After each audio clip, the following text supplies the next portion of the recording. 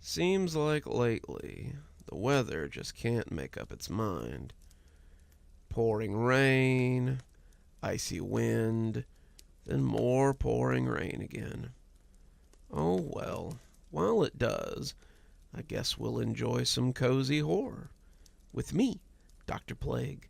So good to see all of you today, and I hope we'll see more of you in the days to come.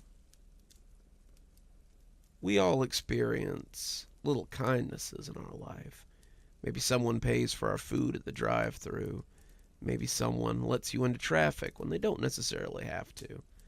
But let's hope the kindness you experience is unlike what we're about to hear about.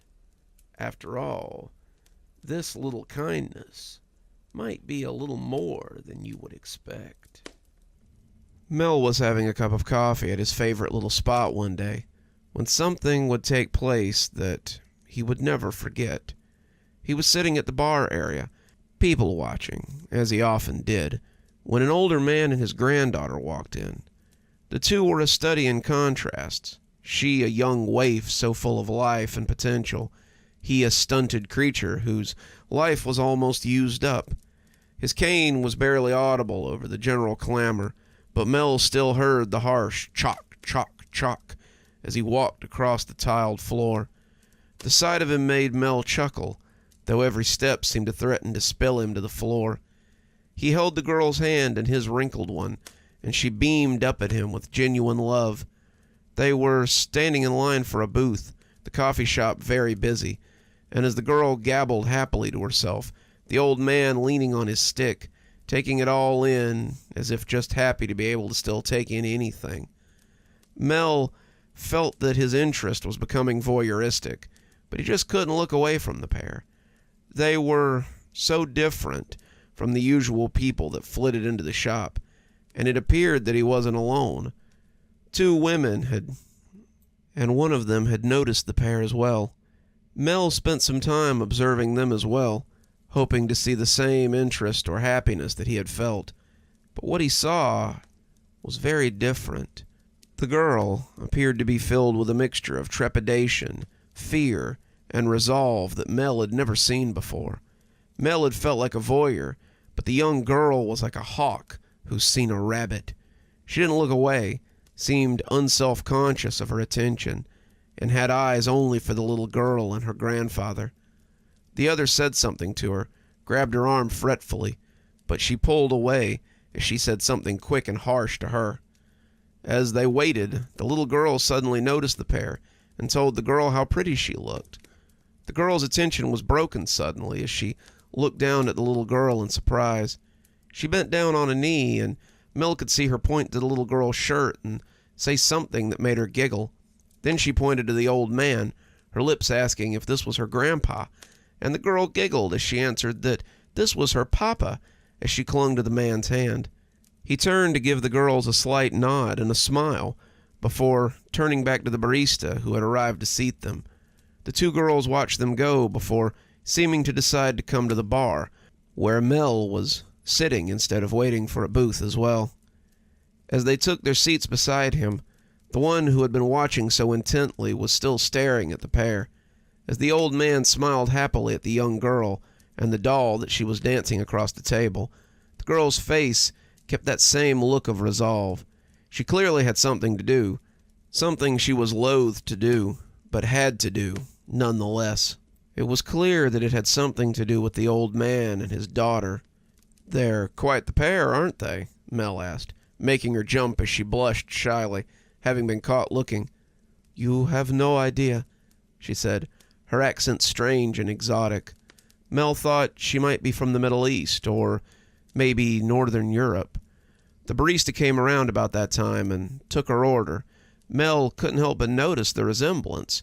The two girls were quite dark, their hair long and black as it spilled down their backs, and as the one with the intense stare leaned in to whisper to the waitress, Mel saw the new girl look over at the pair sitting at the table. She nodded and brought the two girls coffee as she went to bustle in the kitchen. "Do you know them?" Mel asked, becoming very curious as the exchange went on.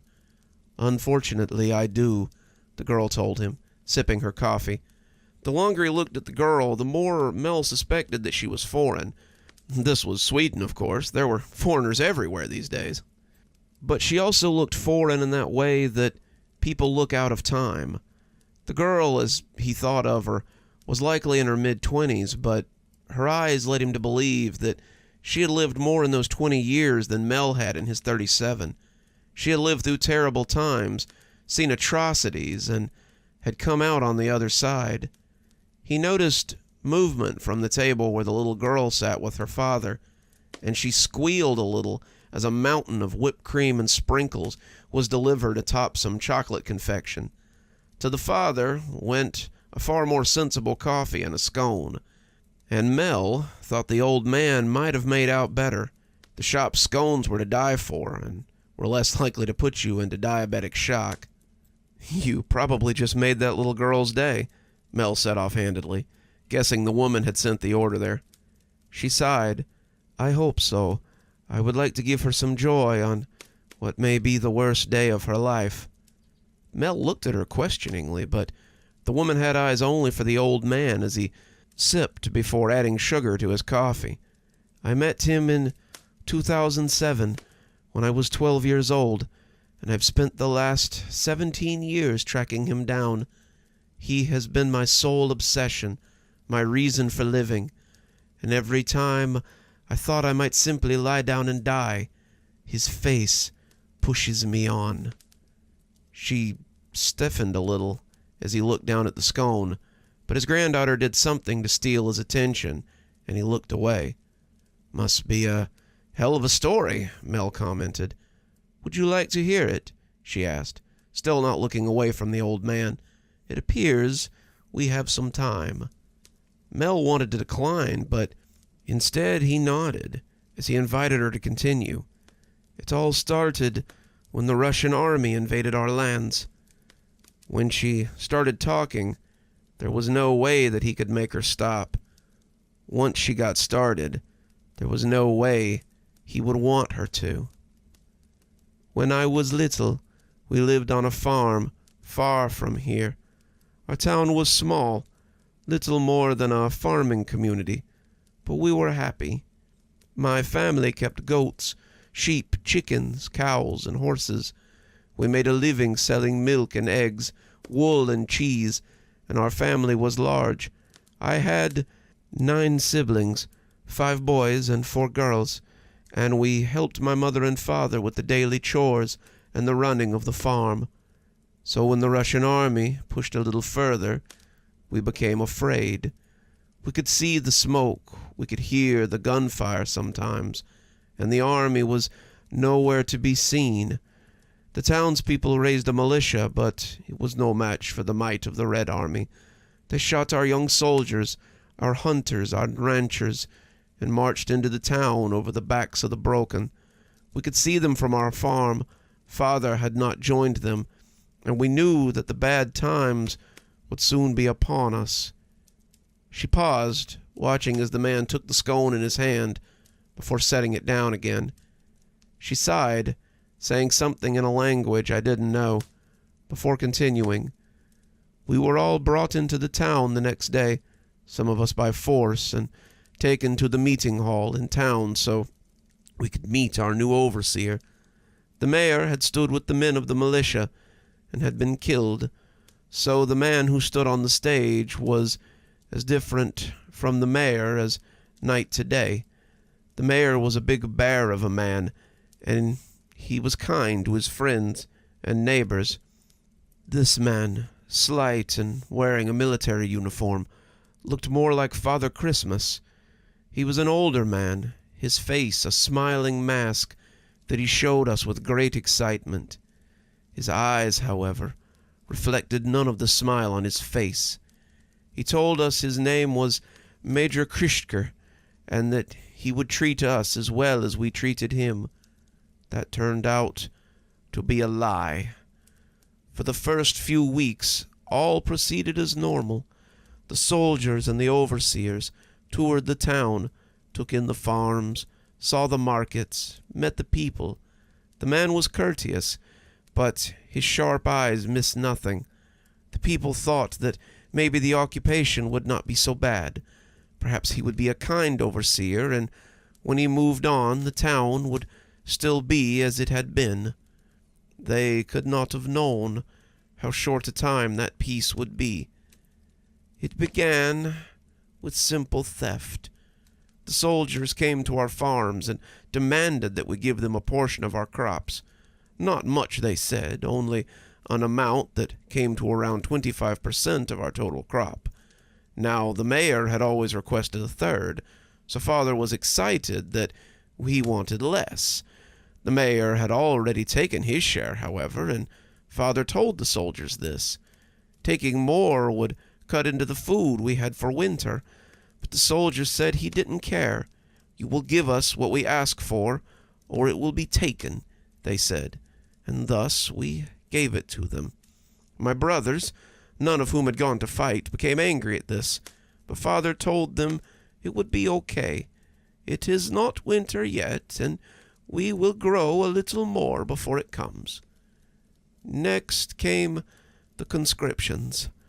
They told every male over the age of 16 in the village that they would be conscripted into the Red Army. They would be trained, they would be paid, and they would be able to send money back to their families. 3 of my brothers were of this age, and they were taken for training, despite their protests. My father continued to say that this was okay. They would send money back, and our lives might be better. Father had forbidden any of his children to join the militia, but it seemed the war would take them nonetheless. My older brothers left on a truck that day, and we never received money or letters, or saw them ever again. Mel began to worry about the direction of this story.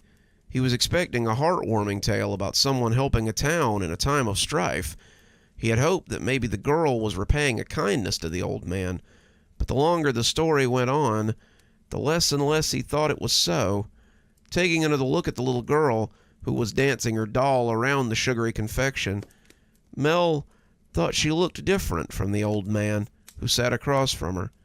Her hair was darker, her features less harsh, but she was young, and he was very old.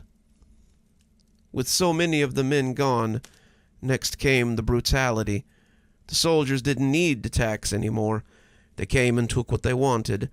Our cows, our chickens, our sheep, our goats, our crops. Even a few of my sisters were taken in by the soldiers and came back with bruises and tear-streaked faces. I was young, but I saw the look they gave me as well. My father kept me home, not wanting me to go to the village, but when the food prices rose and our trade began to dwindle, Father found it hard to feed his remaining children. It was only myself, my younger sister Hetz, and my other sister, Gretel, and my older sister, Farah, and, of course, my older brother, Philip. Mother and Father tried their best, but when the overseer came to our farm one day, Father knew he couldn't hide me any longer. He came to the house, introducing himself as if we didn't already know who he was, and sat at my parents' table to discuss the reason for his visit. He insisted I be there, a girl barely 13, and I remember hating the way he looked at me. He said he had seen me in the market and wanted me to come and stay with him at his villa, saying he would give me a better life and offer me opportunities I wouldn't receive here. Father knew why he wanted me. We all did, but my surprise was real when he agreed. He took the man's hand and promised to send me to him the very next day. "Let us get her ready, and we will bring her to your villa tomorrow," he said to the overseer. And the man was happy. He left, and Father got to work. He knew what it would mean if he defied this man, and he had seen the stockades in the square, but he didn't care. They had taken his oldest sons, his livelihood, and he'd be damned if he would let them take his daughter, too. Father loaded me into a grain wagon, and my siblings took me out of town. As we left, I peeked from the back and realized I could be seeing my home for the last time. I found it hard to be quiet as we went, and my crying must have attracted attention. Some of the soldiers stopped us and threatened to search the wagon. Sara was the oldest. Father had tasked her with keeping us safe, and when she offered to go off with the soldiers if they would let us pass, we knew we would never see her again. My brother Philip took the reins, and we left Sara behind. I never saw my parents again. I never saw my brothers again. We kept moving until we came to a town where we had cousins. They helped us and gave us shelter, but I never forgot that man or what he did to our village. We learned later that he took all he could from the land and left it to ruin. He hung my father and my mother and took Sara as his wife. He left us orphans, destitute, and I've never stopped thinking about that man. When I heard that he had fled here to escape justice after being declared a war criminal, I knew our time for revenge had come. Mel had been so focused on the story that he didn't look back at the man until he started gagging.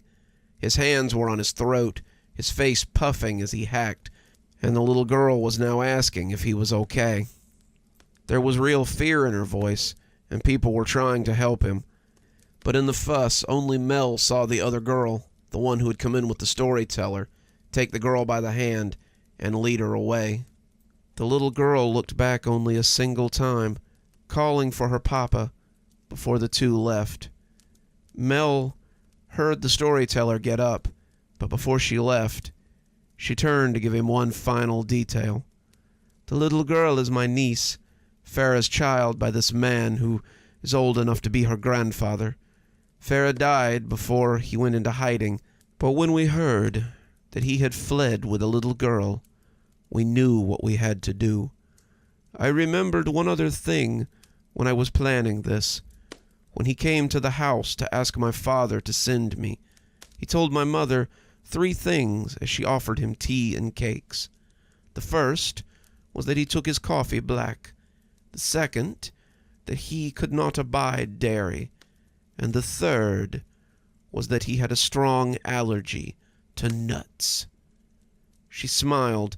Dipping into a bow was the barista who had served the two. Told her it was time to go. When you tell the people how I killed one of Russia's monsters, tell them I killed him not with a gun, not with a sword, but with a scone that hid a hand full of walnuts. Makes me wish I had a scone of my own. Something with some nuts and some flaky pastry would go really well with this coffee I've got here.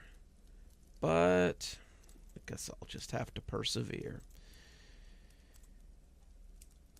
We've all had experiences online, I'm sure. Maybe we've met someone, a friend or a lover, or something that developed into more. But let's hope when you have your next online liaison, you don't run afoul of something a little different. Maybe find a Lisa of your own. Good afternoon, beautiful. Paul had rushed home from work, just like he had every day for the past 2 weeks. Reagan and Frank had said something about drinks after their shift, but he'd barely heard them. He had only one thought on his mind, the same thing he had for the past 2 weeks. Lisa. Man, you're falling way too hard for this gal, Frank had told him, as he made the usual excuses. You don't even know what she looks like, he added, before Paul could make his escape. Sure I do, Paul protested, and turned to go. 5'5", 100 pounds even, long brown hair, B-cup with mossy green eyes, and a love of classical music. Reagan had scoffed. I didn't ask what her profile said, man. He'd rolled his eyes and took another puff off his cigarette. I asked if you knew what she looked like. She looks like an angel, boys, and this angel's waiting for me. And with that, he'd been off. He'd rushed home through 2 blocks of busy Chicago streets to sink happily into his chair and find her online. Lisa. Just saying her name made his heart race. Lisa had found him, actually sought him out after reading something he'd posted on a forum. They started talking, And from day one, it seemed like they had known each other for years. It seemed as though years themselves had passed by while she was with him, though it could have been seconds. Nothing else mattered when she was online. He went to bed later and later each night, not wanting to stop talking to her for a second. And strangely, she didn't seem to mind at all. She was as smitten with him as he was with her. A perfect match. "Hi, Polly. Rough day today?" She was so cute. After 2 weeks, Paul had been hard-pressed to find anything he didn't like about her. The way she called him Polly, the way she always asked about his day, the way she always remembered important things he'd told her, even when he couldn't, the way her words seemed to smile at him. She was something he'd always wanted. She was everything he'd always wanted. "Much better now that you're here, Lisa," he said. "Aw, you're such a teaser. I've been waiting for my Polly all day, and now I finally have you." "You sure do. I'm all yours, baby." The scream of the alarm clock brought him back to reality. It had been such a good night last night, but now it was time for another fun-filled day of work. Last night, just thinking about it made his heart race again. They had talked till almost dawn. He'd only stopped when his eyes had gotten heavy and finally betrayed him. She was a technician, his Lisa. She just kept on talking, kept on laughing, only wanting more of him. He felt his face redden as he lurched into the kitchen and turned on the tiny television by the counter. A man in a gray suit was pointing at a weather map and talking about the weekend weather as Paul poured milk on his sugar flakes. The man was finishing up his report as Paul leaned against the counter, and the camera turned back to a bubbly young woman and a middle-aged man dressed in a similar gray suit. "For those of you just joining us, our top story remains the murder of the mayor and his wife early this morning. Police responded to screams in the early morning hours and found both victims stabbed multiple times. Though the murder weapon, like much else about the murder, has not been released, police have said that they have a suspect in custody. Pretty unsettling stuff, wouldn't you say, Megan?" The bubbly brown-haired woman on his side nodded fervently. "Unsettling indeed. The murders come just a week after the mayor's inflammatory remarks concerning the rights of ID workers after their second week on strike. He was a firm opponent of artificial rights in—" But Paul turned it off and put the empty bowl in the sink. The news was so depressing these days. People being murdered in their own homes. These damn ID workers thinking they could demand rights all of a sudden. And to top it all off, there was so much anti-ID sentiment that the city was becoming a melting pot of chaos. "At least I've got my Lisa. The struggles of the world don't mean much as long as I've got her," he said to himself. Paul beamed all the way to work. He passed other people on the street, making their way to work, home, or wherever they were going this time of morning. He didn't care. He was on cloud 9. He just really didn't have time to pay any more attention. He had a checklist of things he needed to get done today, and as he rounded 8th Street and proceeded to Wellington, he ticked them off. He had a meeting at 1 to prepare for. He'd be introducing his product findings for the quarter. Then at 3, he had his next quarter numbers to send to the boss. Then it was home to spend his evenings in the virtual embrace of Lisa. Somewhere along the way, he'd see his friends, have lunch, pick up dinner, but that too seemed secondary next to the idea of talking to Lisa. He sighed, wishing it were 3 already. There was a big crowd outside when he arrived, and he could see police tape across the doors. Mr. Marshall, the office director, was talking loudly to a uniformed man, and several officers were carrying out computers, taking fingerprints, removing fragments from the door. Paul slid in next to Frank. As usual, Reagan was late, but it didn't look like anyone would be getting any work done today. "What happened?" Paul asked in a hushed voice, as one of the officers brought a filing cabinet out on a hand dolly. "Seems there was a break-in last night," said Frank, making no effort to keep his voice low. "A break-in? What could anybody possibly want in our office? I mean, we sell computer chips. We don't even keep them on site." "No clue," said Frank, as Reagan slid in next to him. A blonde woman, Paul thought her name was Frances, leaned back and said in a low voice, "Agnes was the first person in this morning. She said the front door to the Human Resource Office was destroyed, and 2 filing cabinets were wrenched open. She thinks they were after files or something." Paul's brow creased as he contemplated the mystery that had suddenly and possibly led to him not having to work today. He smiled a little to himself, thinking that sounded like a pretty good day to him. And so they gave us the rest of the day off, and tomorrow, with pay. That's wonderful, Polly. I'm glad you got some time to rest after such a stressful week. They had been talking all morning. As lunchtime came around, Paul's stomach made a low, pitiful rumble. He ignored it, though. This was right where he wanted to be. As it rumbled again, though, an idea began to form. "Stomach's trying to tear me away from you," he commented offhandedly. "Oh, do you need to get some lunch?" "Well, actually, I was hoping you'd maybe meet me somewhere. Maybe Gabriel's on 7th? They make a mean hoagie." The message hung for a couple of minutes. "My treat," he added, not liking the silence. I don't know, Polly," she finally said after a few more seconds of silence. "Lisa, if I'm being honest, I like you, and I would like to take our relationship to a more three-dimensional level. Won't you please consider a date with me?" She hesitated before responding. "I'm sorry, Polly. I'm just not ready yet. There are things about myself I'm not quite comfortable with. I can't face you. Not yet, Polly. Just be patient with me. I'm new to this kind of thing." Polly sighed. "You're a girl worth waiting for, Lisa. A girl as pretty as you can take their time." "Oh, Polly, you always know just what to say to make a girl smile." "So, Paul, how's that lady of yours?" Paul kept his eyes on his computer. This document had to be finished before he left at 3. The break-in had been a week ago, but the office was still trying to get back into their usual routine. "Fine," he said, returning to typing. "So, when's the first date?" Frank asked as he stirred lazily at his coffee. He'd been getting pretty nosy after the break-in, and his questions were becoming suffocating. Between Frank and Reagan, he was lucky to get a moment's peace. They were continuously asking him out for drinks or to stop by unannounced to hang out, which seemed to entail keeping him off the computer and squarely in the real world. He was already irritable from a lack of sleep, and he really didn't need this today. He couldn't say why, but he was sure someone had been on the fire escape last night. He'd woken up several times to a shadow cast across his bed and the foreboding feeling of being watched.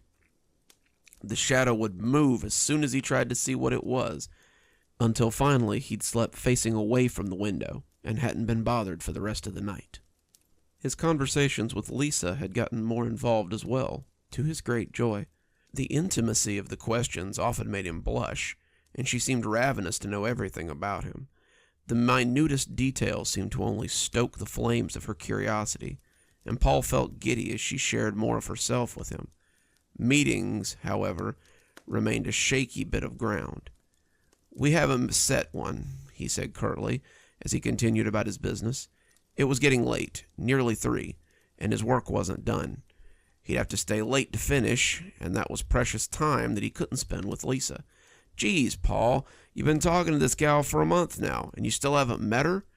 "I don't recall asking your opinion on my relationship, Frank," Paul snapped, and instantly felt ashamed. "Sorry, I'm just tired. I didn't sleep well last night again." He didn't dare tell anyone about the shadow. People would think he was nuts. "It's fine, buddy.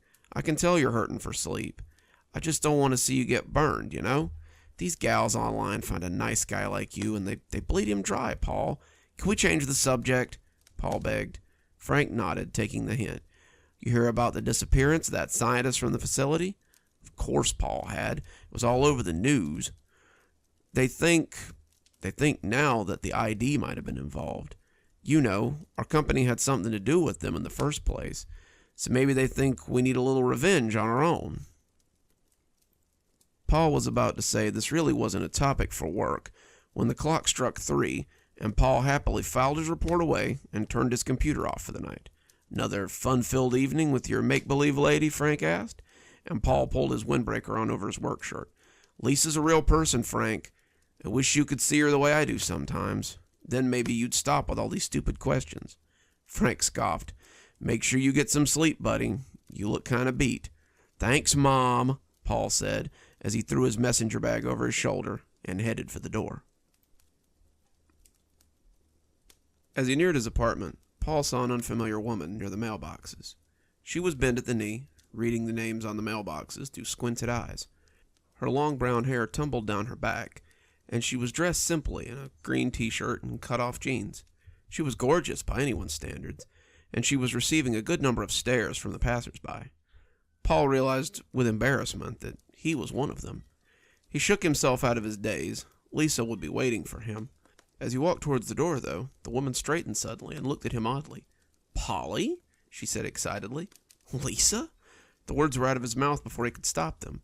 Subconsciously, he had known it was her, but he hadn't dared to hope it could be true. She hugged him briefly, and he returned the gesture. Her arms were certainly firm for someone so small, he thought, as she crushed him against her. She definitely wasn't as big a homebody as he'd thought, and he reflected that making her mad might be a bad idea. "It's so nice to finally meet you in person. I mean, I was worried when I couldn't find your name on the mailboxes." Paul could only look at her with astonishment. She was here. She was finally here. Her hands were in his. Her voice was like honey poured over a sonnet. Her hair tumbled easily down the back of her neck in warm, thick sheets. Her eyes seemed to smile at him from under her bangs. She was a vision, a goddess. Paul could feel the blood pumping in his ears as she spoke. The edges of his world were blurring. "Paul, is everything okay?" He sighed, clearing the butterflies from his stomach. "I'm just so surprised you're here." She smiled and placed a delicate finger to her cheek, crooking the other under her chin. "Is it a good surprise?" she asked coyly. He grinned. "The best." "Are you sure I can't make you something to eat?" Paul had easily made enough pasta for 5 people, let alone 2. His attention had been elsewhere, on that perfect goddess that sat in his dining room. She seemed drawn to him, too, never looking away, never tiring of his face, as he stood there at the stove, cooking the only dish he knew. Bachelor life was tough, but spaghetti was easy. "Oh, no, it's fine. I already ate before I came," she said quickly. Paul spun his fork absent-mindedly as she continued to stare at him. He popped a roll of spaghetti in his mouth and gasped. It was hot. The noodles burned the roof of his mouth suddenly, and his hands groped for his wineglass. She giggled, and he took a long sip as he grimaced at the bitter taste of cheap wine. "Do I distract you that much?" she asked innocently. Paul grinned sheepishly. "Kind of a lot. I hate to think you had to walk all the way here just to see me. You should tell me next time, and I'll—" He remembered something then. "Well, I guess I won't be able to walk you here since I don't think you've ever told me where you live." "No, it's fine. I don't mind. Any excuse to see you," she purred as she dodged the question. They both blushed, and Paul took another bite of spaghetti. His heart was pounding. What was she doing here? Not that he wasn't pleased to see her after a month of conversations, but a woman like this could have any man she wanted. Why would she settle for a lowly cubicle jockey like me, he thought. "So, did you find the place okay?" he asked, hoping to break the silence. "Oh, yeah. It was quite a nice walk. I'm jealous you get to see this every day to work. The stores are likely just opening when you head out, and I can only imagine what kind of smells and sounds you must hear." Paul took another bite and then another as she spoke. When had he told her where he worked? Or for that matter, where he lived? He tried to remember as she went on and on about the scenery, but he just couldn't remember. His face must have said more than he meant it to, because she looked at him and asked, "What are you thinking about so hard, Polly?"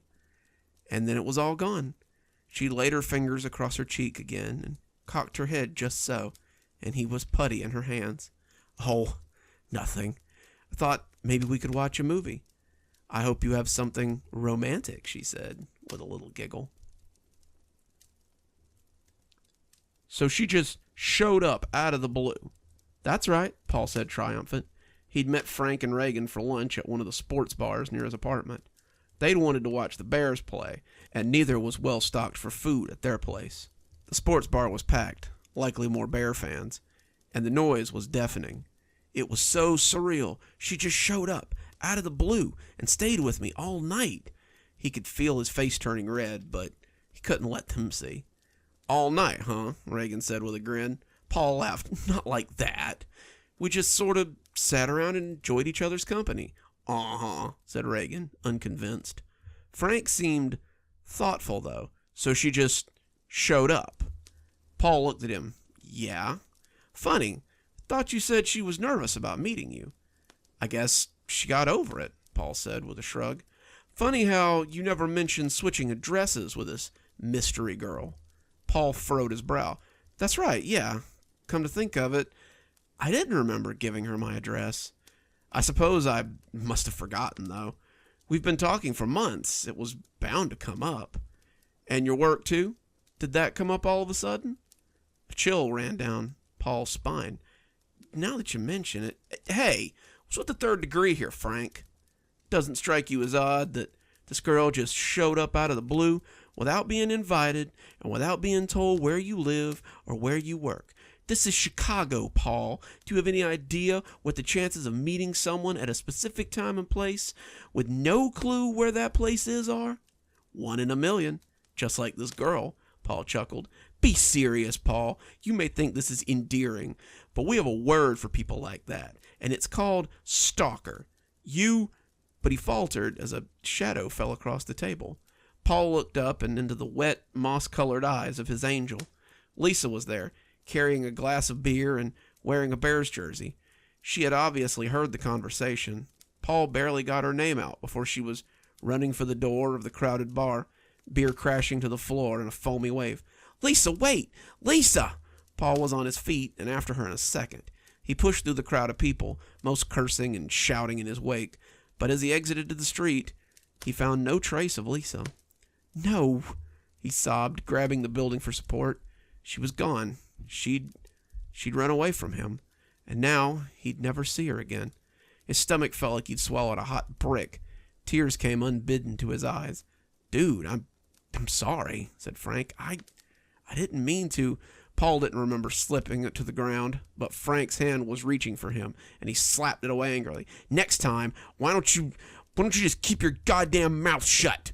He shouted as he lurched to his feet and began running for his apartment. Paul sighed as he walked home after another busy day at the office. It had been 5 days. 5 days since his fight with Frank. 5 days since he'd seen Lisa's tear-streaked face. She hadn't been online at all.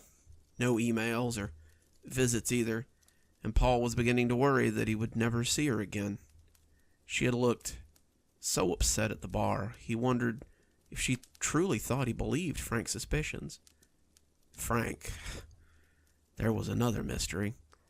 No one had seen or heard from Frank since Saturday. He hadn't shown up to work all week, and Reagan said there was no answer at his apartment.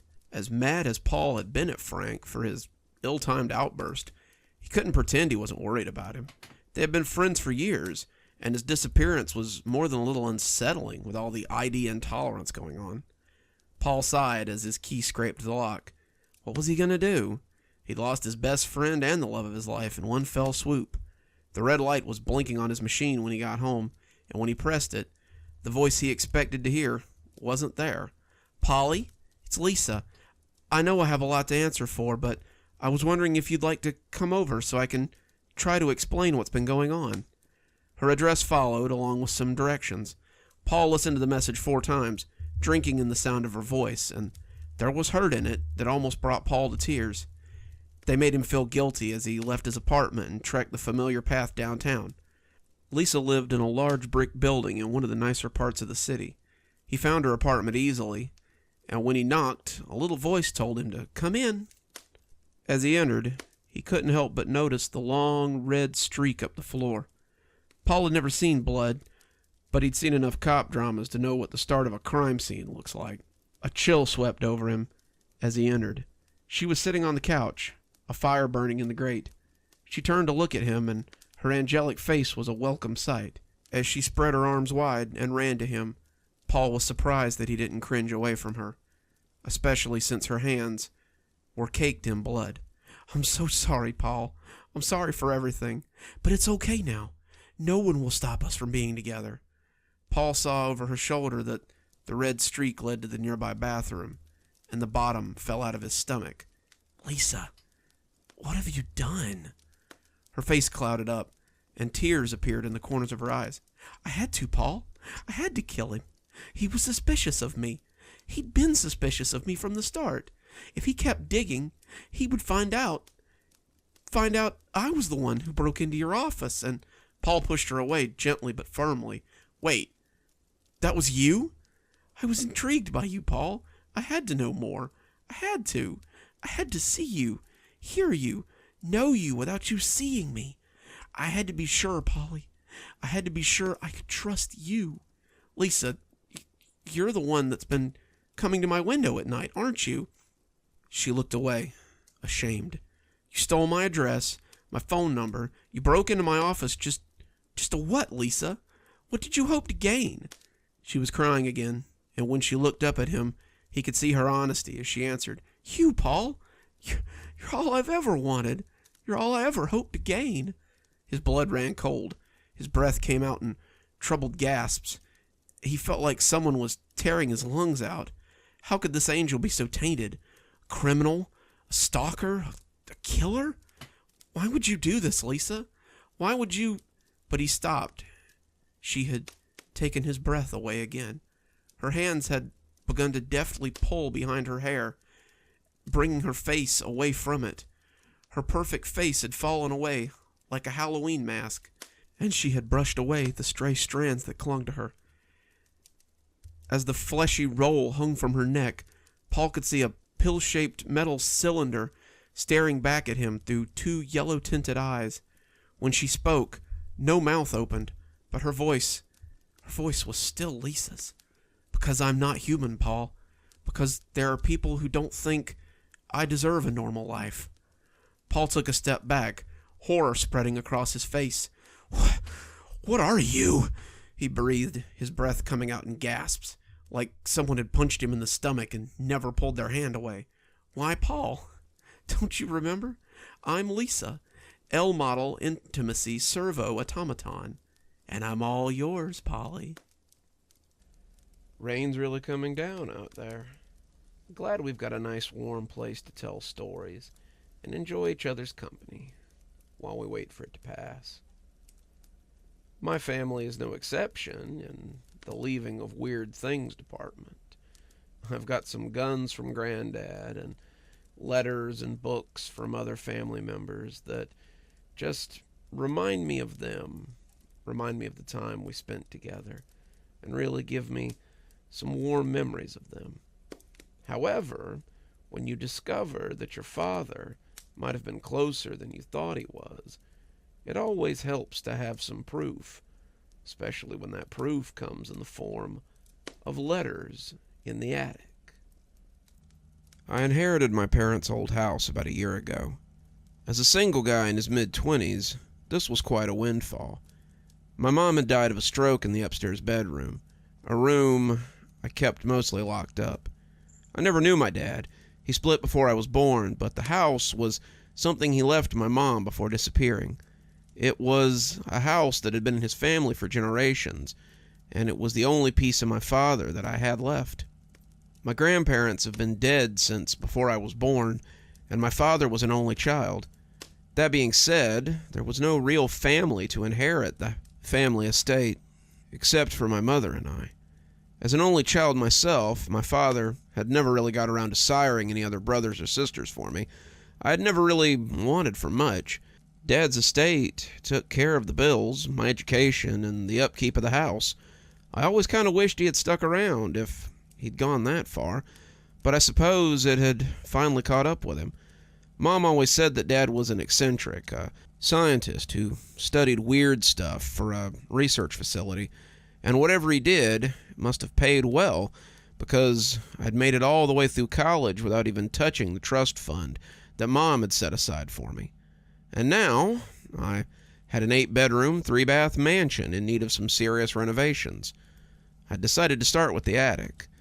The attic had always interested me, even when I was a kid. I used to play up there, looking into the old chests and peeking into armoires and scaring myself with make-believe ghost stories. It was nice up there, though. The stained glass window that overlooked the street always made little rainbows on the wooden floor just for me. I wanted to clean it up a little bit and build an office up there so I could do my accounting and bookkeeping in peace.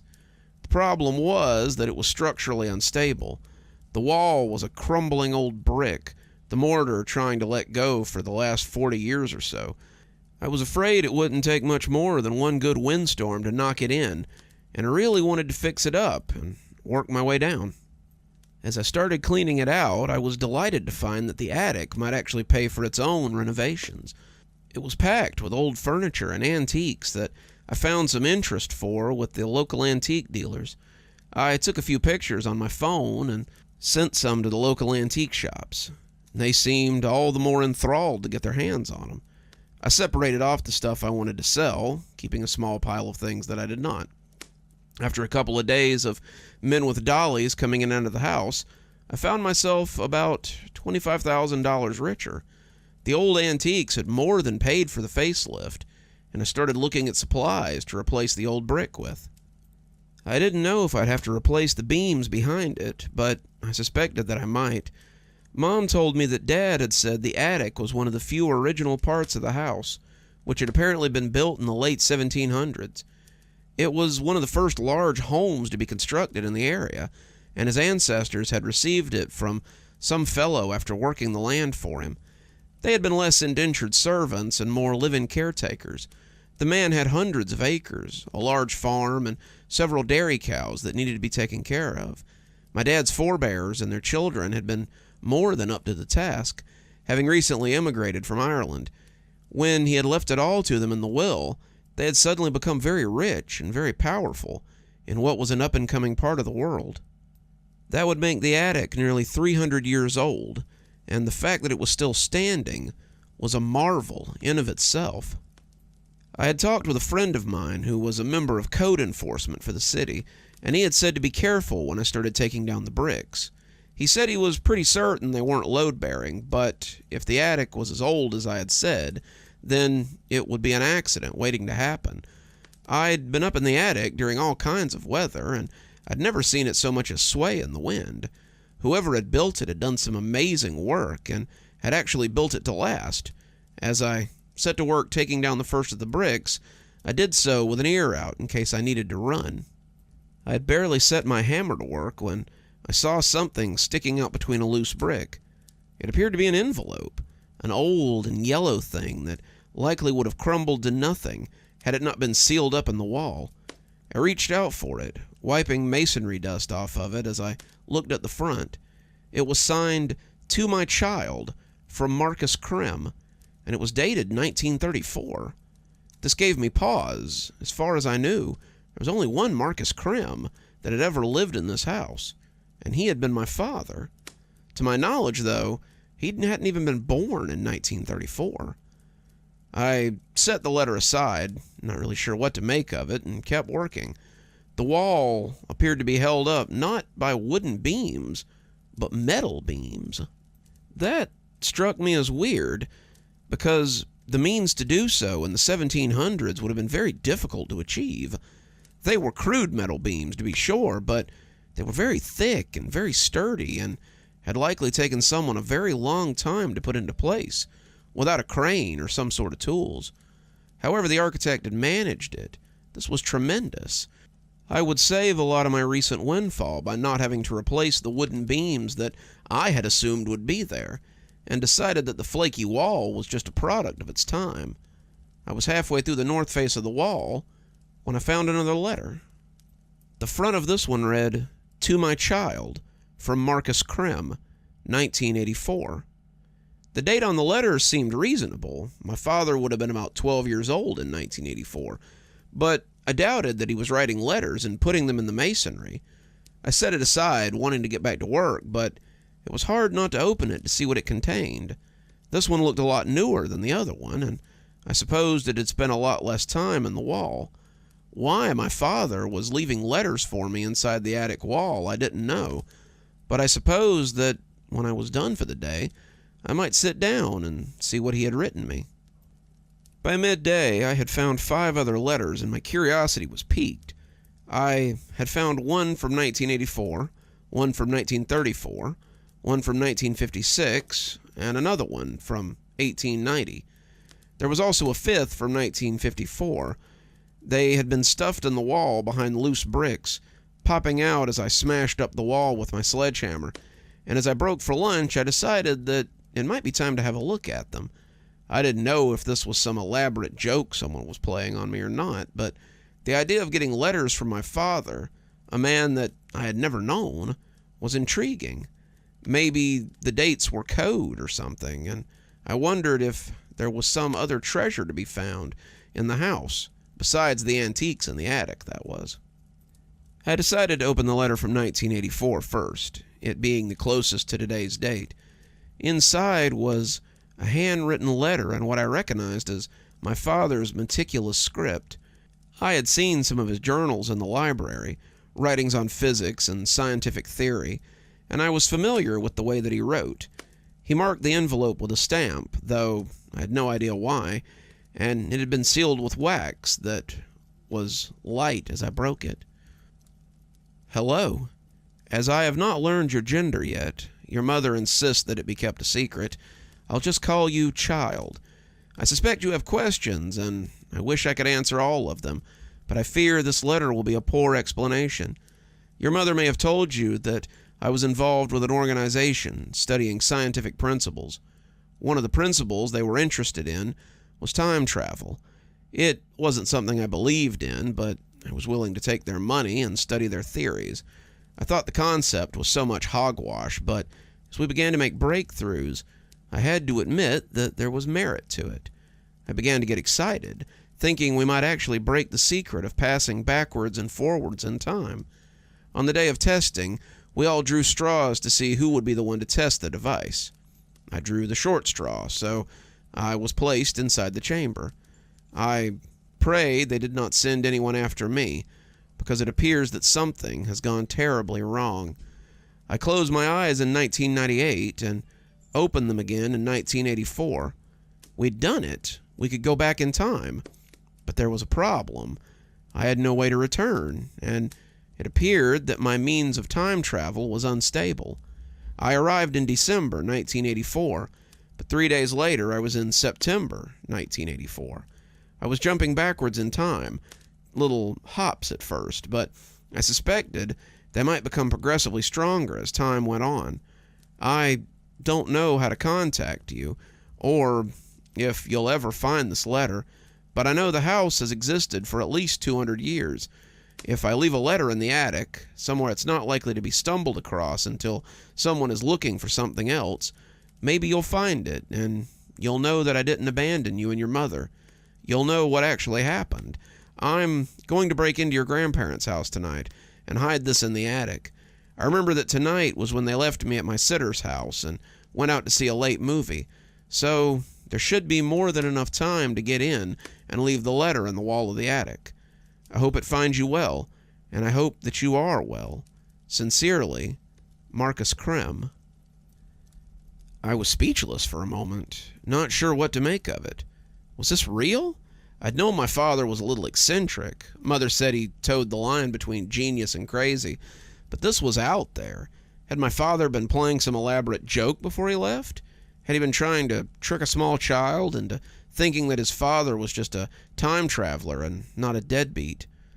I didn't know, but it only made me more curious to see the other notes.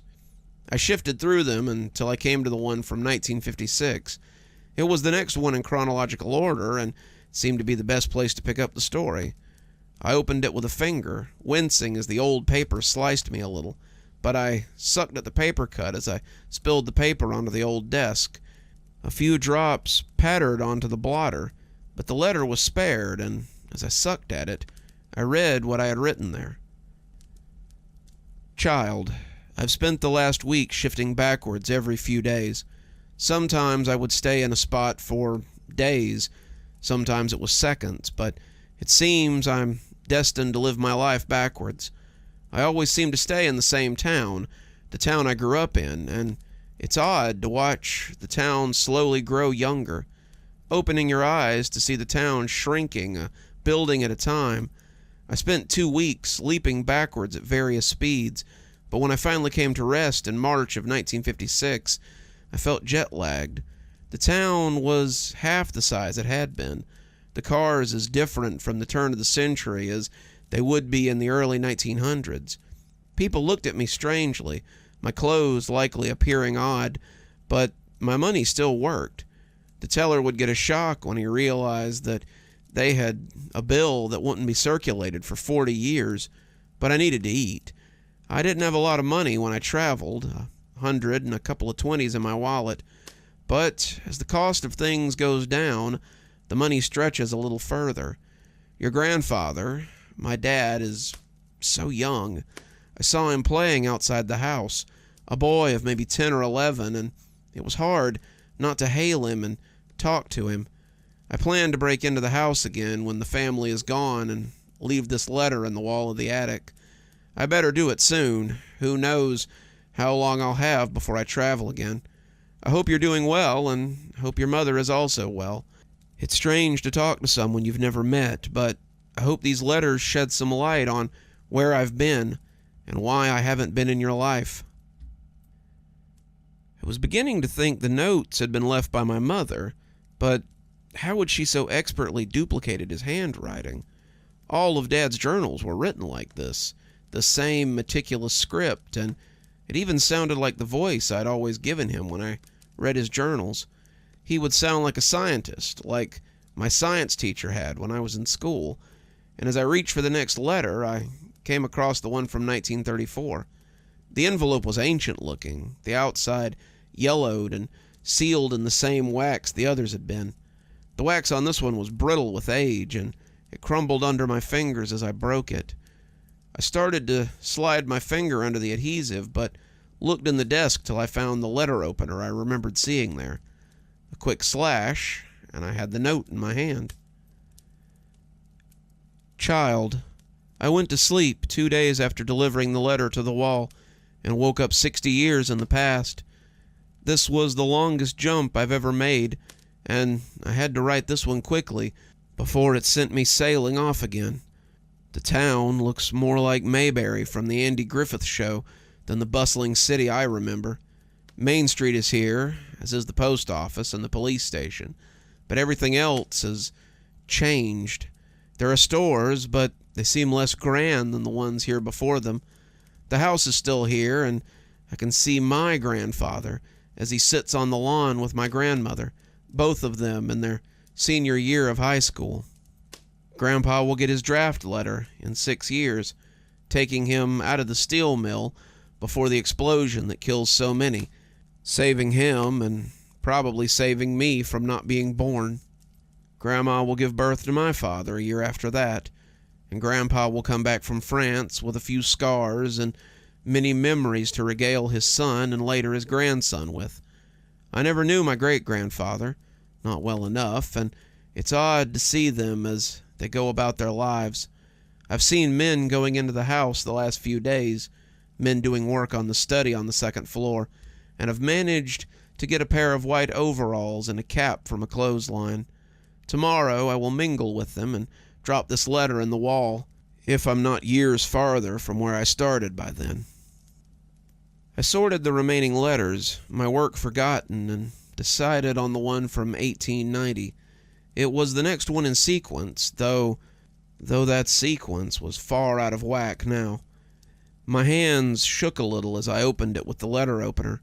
Fake or not, someone had gone to a lot of trouble to set this up, and the story was so good that I had to know how it ended. My work was forgotten, the mystery too much for me to put down now.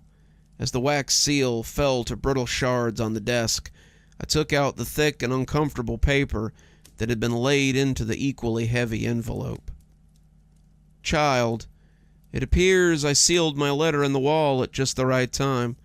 The house was fumigated the next day, and it would have been nearly impossible to get back in. I also traveled again 4 days later, and this was one of my most hectic trips. I would be stuck in a time for a day or two, but just as I would pen a letter, I would be dragged backwards into something else.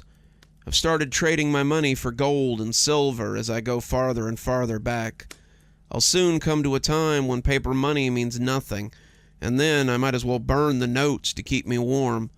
Gold, however, maintains its value, as does silver, and so I now have a few actual dollars left, and some mintings of gold and silver on my person. I've got them hidden in a backpack that also seems to travel with me. I wish I had experimented with this a little more, but even though these letters are decades apart, I've really only lost a month at the most. It feels like just last week when I opened my eyes in 1984, but I'm becoming worried that I might be slowing down a little. This last trip has brought me to 1890, and the town is little more than a general store, a saloon, and a collection of frontier businesses. I had to steal more clothes. My modern attire marked me as an outsider. I'm thankful that I traded for gold. My money would be useless out here, but gold is always useful. The house is still here too, but I've skipped 4 or 5 generations. The house is now a plantation, the land worked by field hands, and the house is set considerably out of town. I went there to seek field work, but they thought I was a cousin who'd come to call. They put me up, showing a lot of the old world hospitality I've always heard so much about, which will make it easier to hide this letter. I hope I come to rest soon. I hope this stops. I go to sleep, I blink, and my heart is filled with dread on when I will open my eyes again. I hope you're well, and I hope you're living a better life than I. I exhaled, looking at the last letter. This one was marked 1854, and it appeared it was the last one I had. As I picked it up, a thought occurred to me. How many more letters could there be in these walls? How many more could there be that covered dates in between the ones I had found? I was no longer skeptical. Quite the contrary, I was hungry for more, and as I split this one open, I held the brittle paper gently, afraid it would fall apart before I got the chance to read it. Child, the traveling is definitely slowing down. I spent 3 months with my forebears in 1890. After that, I spent a month in 1880, 2 months in 1870, and now I've landed in 1854. I've returned to the house again, claiming to be a cousin, and it's odd to see the same people I saw in the 1890s, but years younger. The matron who invited me in is now a mere slip of a girl.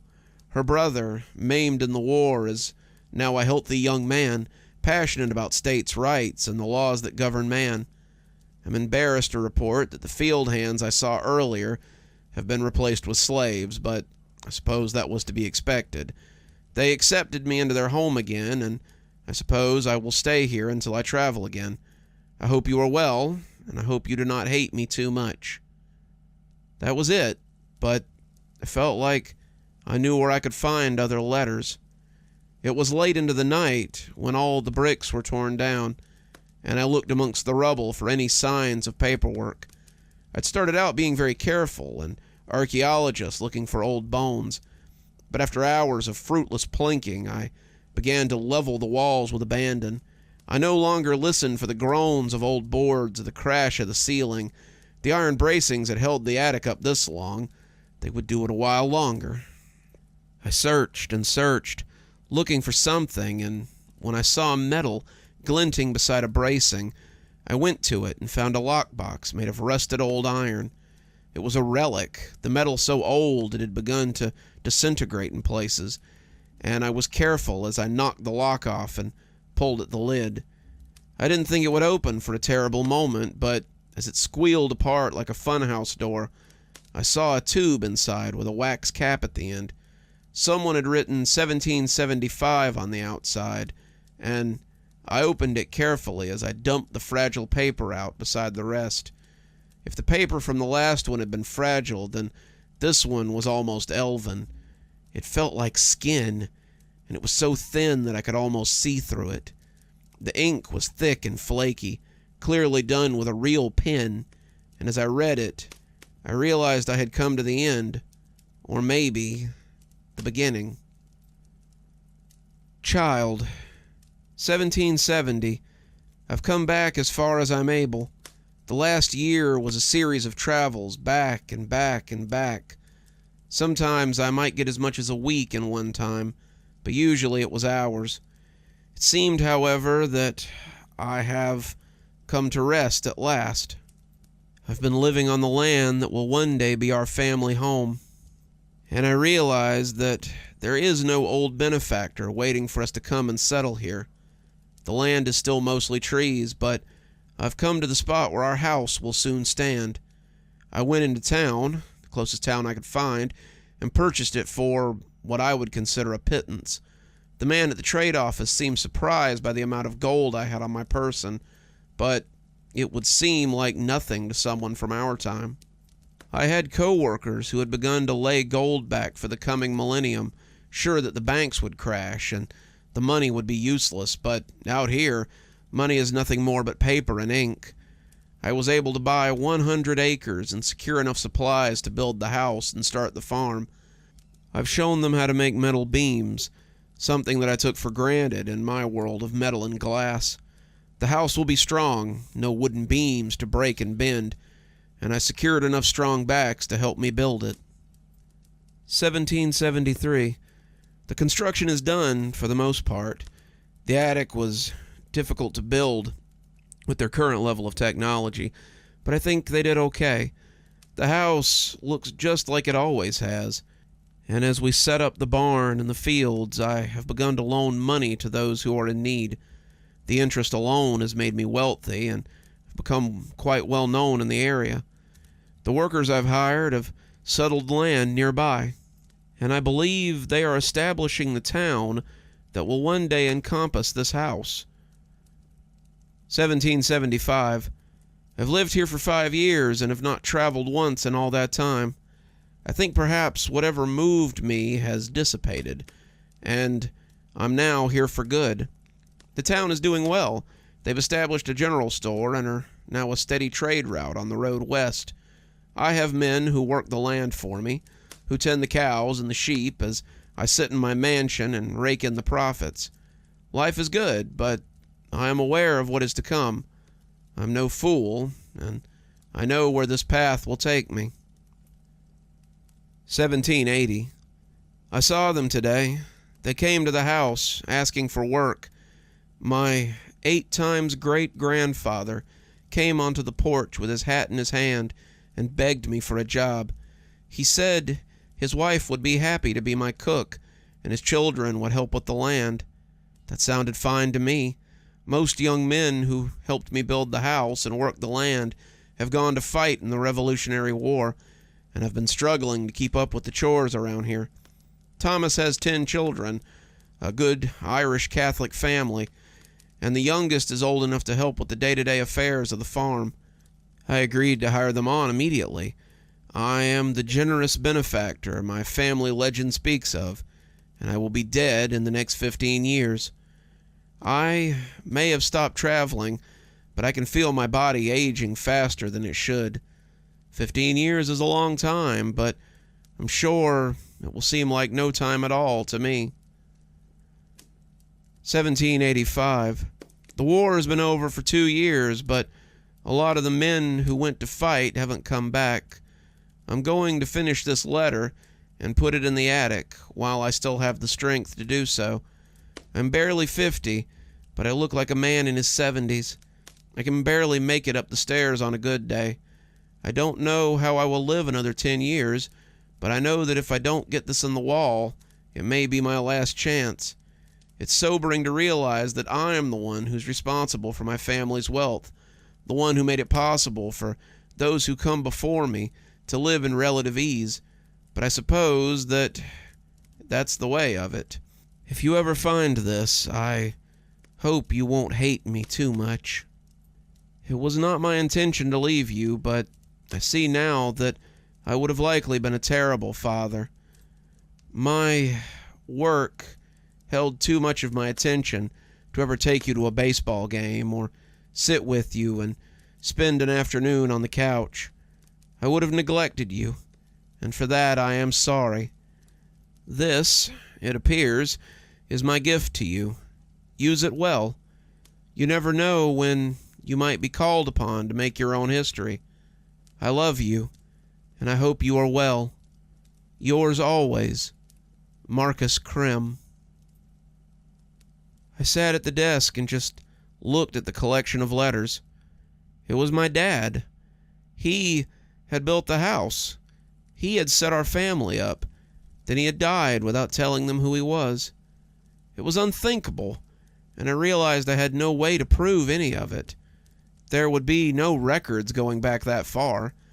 The original owner of the house had lived before the town had, and the receipt of bill of sale would not have survived. I suddenly wished that Mom was here. She would have wanted to see the letters and would have likely believed them without question. I wished a lot of people were still there, but there was no one to substantiate these claims. I wondered if this was how Dad had felt as he walked to town to begin building his house. Had he felt so utterly alone, knowing that his only real family was still 10 years away in a place that he had never seen? I felt so alone, so utterly desolate, and I sat there looking at the letters and thinking until the sun made rainbows through the stained glass. As I did, I saw them fall on something I had missed. It was wedged far in the back, behind one of the braces, and I walked towards it like it might bite. It was another tube, this one carefully placed so that it wouldn't be jostled or broken when the time came for repairs. I opened it, and inside was a beautiful oil painting of a man sitting in the parlor downstairs. The blues looked a little different, the curtains in the style of the late 1700s, but the man sitting in a wing-back chair was someone I knew. I'd seen his picture before, but he had traded his white coat for a dark, rich suit. His hair was short, more orderly, and he'd grown a mustache. But I would have known him, even if he had a beard. It was my dad, and I knew what I would find when I carefully flipped the painting over. Marcus C. Rim, commissioned 1774 by Warren Fritz. It's framed downstairs now, as are the letters Dad left to me. I think I cherish them more than the house, as well as the knowledge that Dad never really left us. He's always been here, making sure our way was smooth from a gap of generations. Glad you're back. Was just thinking about naps, like I usually do this time of day. Seems like at my age I just can't get enough sleep. But I also can't get enough of telling great stories, like the one we've got coming up. I'm not here to shame anyone. We're always interested in specific things on this channel, things that maybe some people are a little squeamish about. However, they also say it's not so great to meet your heroes, especially if that certain someone is Lady Dragora. I was speechless when she sent me the message. Even her text looked sexy in the pink curly writing she used. It was short and sweet and to the point, but it still filled my chest with a tightness that wouldn't go away. At the time, it was a dream come true.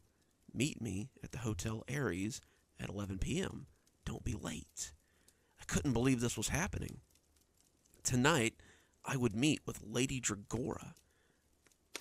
I guess you could say I have a slight problem with weird fetishes. I discovered pornography when I was young, like most people I know. I was 12, I was horny, and someone I knew said I could find boobs online if I looked. I dived headfirst into a well I don't think I really understood the depths of. It started with generic stuff, naked photos, short clips from films, and led to my current level of kink. I started slow, it was the 90s after all, and internet connections were not what they would become. I have waited all day for a single picture to load, only to be disappointed when the phone rang and everything was lost. Most of my early burgeonings were done in chat rooms, in the steamy squares of private messages. With both of my parents away at work, I was on the computer every day after school. I didn't discover my proclivity for vore until I was in college. When you've been cruising the web for as long as I have, you eventually find yourself into some offbeat stuff. You can't experience that much depravity and not be changed fundamentally, and I was no different. I had recently grown bored with my selection of smut and went looking for something different. When I found vore, though, I knew I had found something special. Vore, if you're unfamiliar, is a fetish that centers around eating or being eaten by something. In the community of niche communities, vore is pretty niche. I belong to several online communities where we discuss the acts and the aftermath and trade images online. But I only know a few people in my area who are into it. We meet up once a week to have coffee and gush over our favorite vore videos and whatnot, and gush over our local legend, Lady Dragora. Lady Dragora was a legend in the vore scene. She had a subreddit devoted to her videos, a Snapchat full of fans who hungered for her next performance, and a legion of fans willing to pay exorbitant fees for her live shows and recordings. She wouldn't tell people her age, but most of us guess she's in her 30s. She has this long, dark hair that falls in straight waves of ebony silk, and her eyes hold the slight hint of some Asian parentage, maybe. She's beautiful, she's exotic, and she was a total sadist. Lady Dragora made the kind of videos that were illegal everywhere. She made the sort of videos that came with a price tag payable in cryptocurrency. I had seen other so-called vore videos before her, but many were obviously fake, obviously staged, or obviously CGI. People would eat mice only to have a jump cut before they started chewing. They would dangle CGI mice over their gaping maws. They would pretend to eat things or eat things they were pretending were alive. And after a while, it just becomes a little old. Her videos were something different. The first video I ever saw involved her eating a rat the size of her hand. The video opened on a terrarium full of squirming rats, not mice, sewer rats. And as she approached the tank, they all began to go wild. They ran over the top of each other, squealing in pure terror. It was as though they sensed a bigger predator coming and wanted to be sure her eyes didn't fall on them. She was dressed in what would become her signature black bodice, garters, black choker, black elbow-length gloves, and long leather knee-high boots. Some videos seemed to require music laid over the top, but not hers. When she reached inside the tank, you could hear the rats screaming and flailing inside as they tried desperately to avoid her hand. She selected one of them and pulled him out with a gloved hand. The rat squirmed and kicked, visibly distressed by her, but she paid him no mind. She replaced the lid and walked away from the tank with the screaming rodent. Their cries were high-pitched, almost pig-like, and you could hear them off camera in low waves. The video cut to her, holding the rat up to the camera, still squirming and biting as it struggled to free itself. She held it too tight in her clenched fist, and its fur seemed to boil around that fist like water overflowing a glass. I expected a jump cut when she opened her mouth and leaned over the rat's head. It screamed pitifully as her teeth encircled its writhing head. He bit at her, lashing out with those sharp teeth, but if she felt it, she seemed not to notice. It spasmed as her teeth began to close around its head, and I watched, thinking to myself that the jump cut would be any minute now. This will be when the video jags and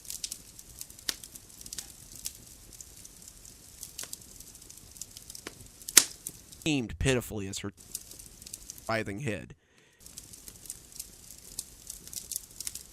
But if she felt it, it's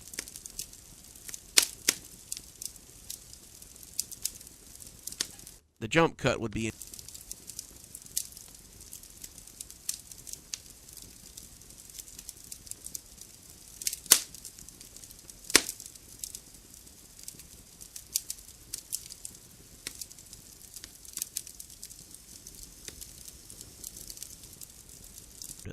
it's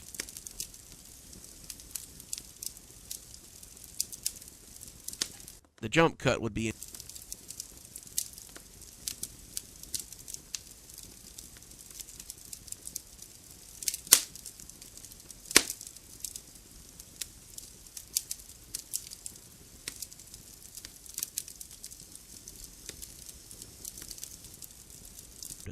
it's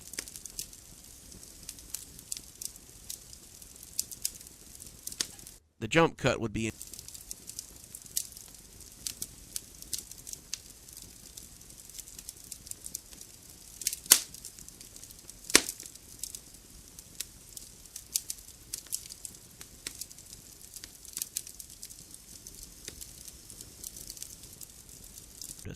it's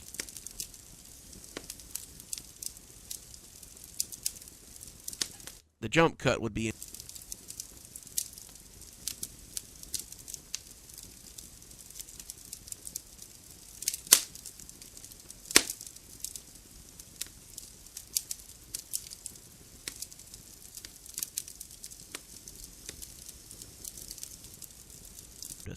it's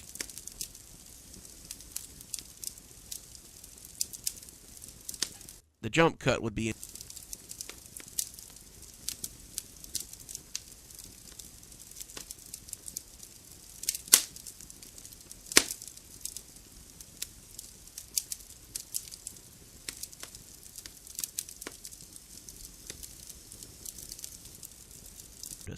it's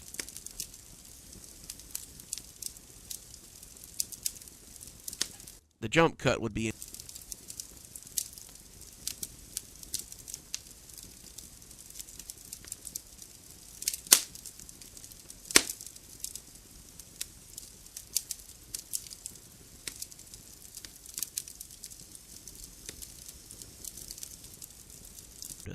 it's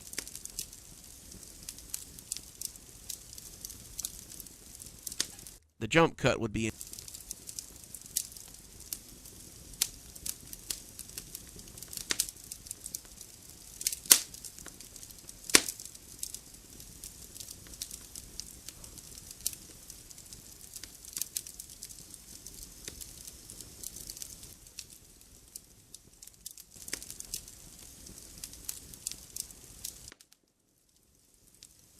the jump cut would be